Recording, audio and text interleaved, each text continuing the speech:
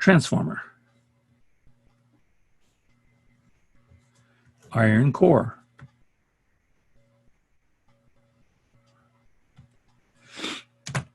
This side is primary.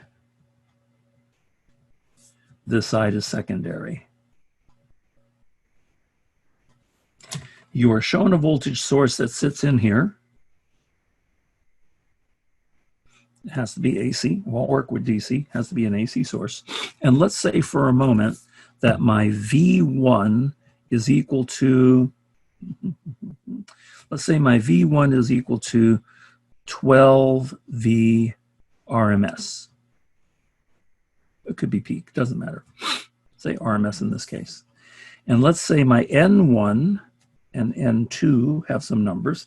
Let's say my N1 is equal to 14. And let's say my N2 is equal to 3. I am looking for my secondary voltage. How do I go about solving this? Well, you should have in your journal your transformer formulas. So your transformer formula would have been V1 over V2 equals N1 over N2 equals I2 over I1. So what are the facts that you're given? Number of turns in the primary, number of turns in the secondary. That's what N1 and N2 stand for. Check this out. It doesn't mean you only have 14 turns and you only have 3 turns over here. What the ratio says, this is called turns ratio. Turns ratio is equal to N1, and we draw this way, to N2. So this is equal to 14 to 3. And we read this as 14 to 3. That's the way we read it out. It doesn't mean you only have 3 turns, because that's impossible. It doesn't mean you have only 14 turns. That means for every 14 turns you have in the primary, you have 3 turns in the secondary. So more than likely, let's say you have 14,000 turns in the primary, 3,000 turns of wire in the secondary. Those are more, we don't need to be dealing with thousands. We just want to know the smallest ratio between them, and the smallest ratio is 14 to 3. So that's what the turns ratio indicates, is the relative number of turns in the primary coil compared to the turns in the secondary coil. When I run an AC signal in here, I will be able to see an AC signal on this side. The key thing is, will the AC signal on this side be bigger? Will it be smaller? If the AC signal on this side is bigger, then this would have been a voltage step up transformer. If the AC signal on this side is smaller, then it is a voltage step down transformer. If the AC signal is the same on both sides, then it's neither step up nor step down. And that's an isolation transformer. So how do I solve for V2? Well, you look at the formula. You have an N1 value, you have an N2 value, you have a V1 value. Guess what? Out of these 3 fractions, we're going to use the first 2.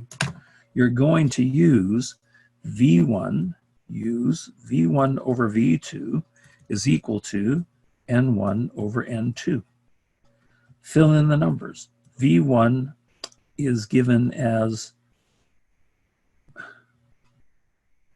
12 volts. V2 we don't know, and that's equal to 14 over 3. How do I solve for one unknown in a pair of fractions?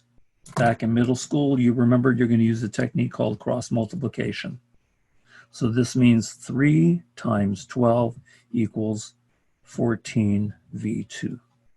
What's 3 times 12? 36 equals 14 times V2. How do I solve for V2? You divide both sides by 14. So what's 36 divided by 14? 36 divided by 14 works out to be 2.57 equals V2. So if we started with RMS, then this will be RMS. So 2.57 VRMS is equal to V2. Is everybody okay with how to calculate a secondary voltage? Now, suppose I introduce to you a resistor. And suppose that resistor is 300 ohms. And I need to calculate next, what is my I2? So how do I find the current of my secondary? Don't I have, in this secondary coil, AC current flowing, because the job of the transformer is to create a magnetic field around the first coil that will induce a magnetic field around the second coil that creates a current. So how much current will flow here? That depends on my secondary voltage. Do I have ohms? Isn't Ohm's law V over R? Isn't this going to be V2 over R? And if I do this, this is going to be 2.57 volts RMS over, what did I say, 300 ohms? So take 2.57 and divide by 300. Do that now, not 10 seconds from now. Do that now, and you should have a number by the time I call your name.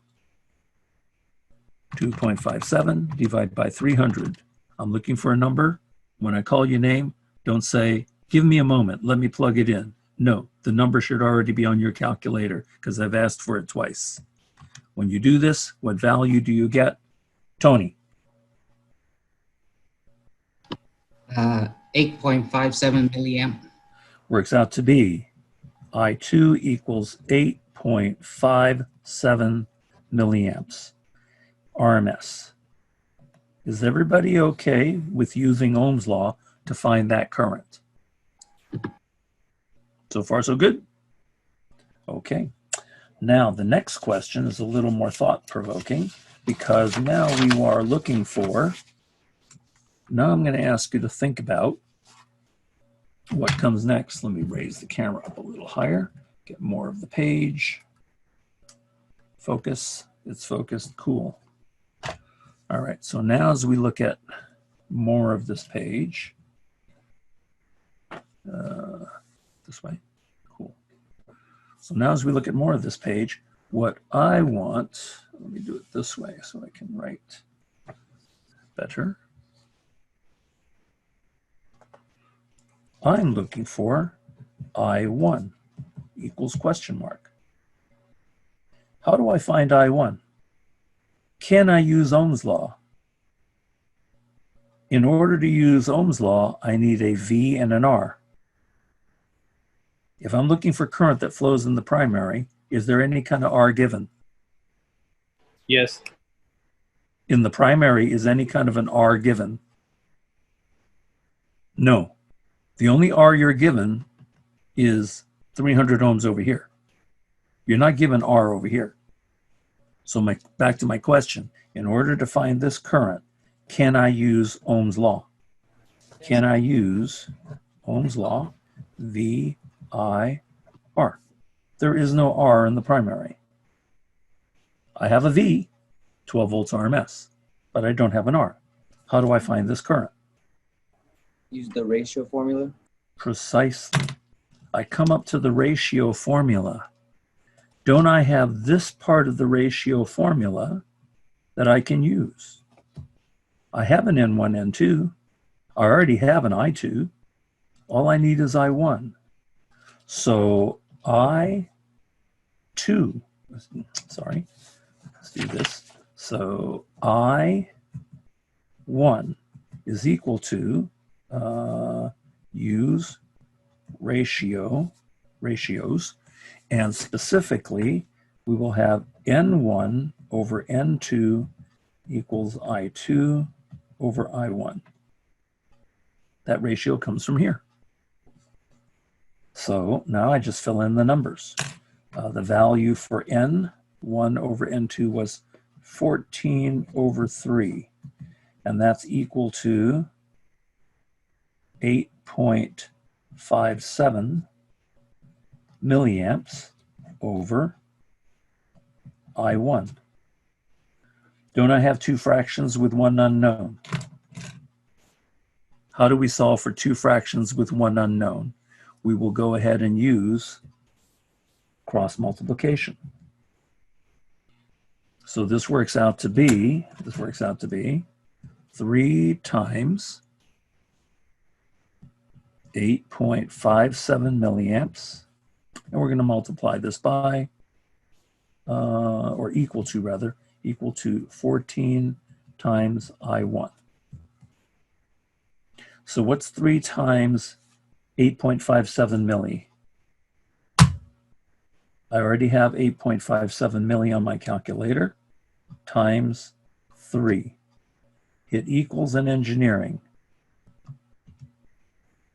And what do you calculate, Javier? Hold up, sorry, I'm not at my desk right now. Jess, do you happen to have a number for us? 3 times 8.57 milliamps. I have the first part, yeah, 25.71, but I also solved it, so. Oh, good. All right, you're ahead of us. Okay, so 25.7. So we have 25.7 is the product over here, and that's equal to 14 times I1. And in order to find I1, what do? I use the opposite math function to multiply. So divide both sides by 14.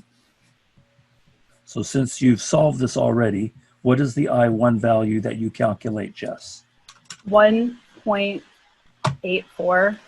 Divide by 14. And yes, this is equal to 1 point. Calculator shows it also. I must have missed something because I don't have the milliamps.